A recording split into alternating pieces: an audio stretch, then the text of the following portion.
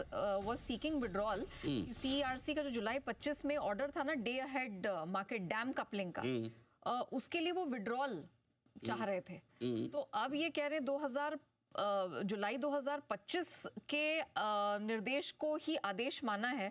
सो ये अब इस पे क्लैरिटी आना बाकी है कि अब इसमें चेंज क्या हुआ है एग्जैक्टली। इसी ऑर्डर के चलते हमने देखा कि पिछले कुछ महीनों में अच्छी खासी वॉल्टिलिटी देखने को मिली आईएक्स के स्टॉक में।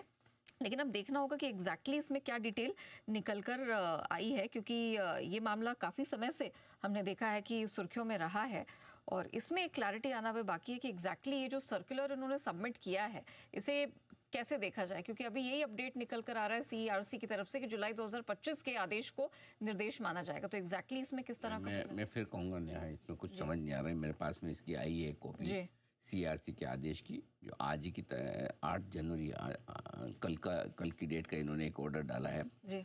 उस ऑर्डर में ये लिखा है कि कोरिजेंडम करके डाला है, the expression order in the heading below the above stated subject matter and in the footer shall be read as directions।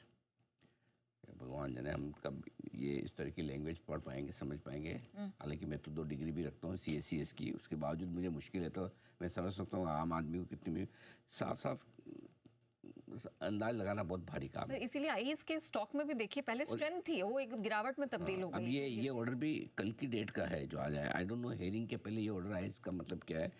Order और डायरेक्शन, ऑर्डर के बजाय इसको डायरेक्शन पढ़े आप।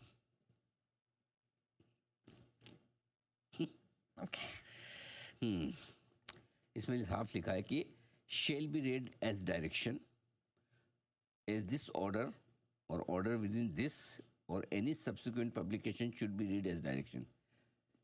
क्या इसका मतलब यह समझा जाए कि सीआरसी ने डायरेक्शन दिया है न कि ऑर्डर दिया है? अब डायरेक्शन और ऑर्डर में क्या फर्क मानना चाहिए?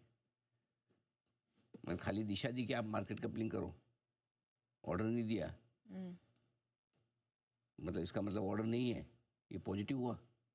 तो इसका मतलब फिर कंपल्शन नहीं हुआ ना? कंपल्शन नहीं हुआ। और अगर जब आज सुनो तो एक दिन पहले आने का मतलब थोड़ा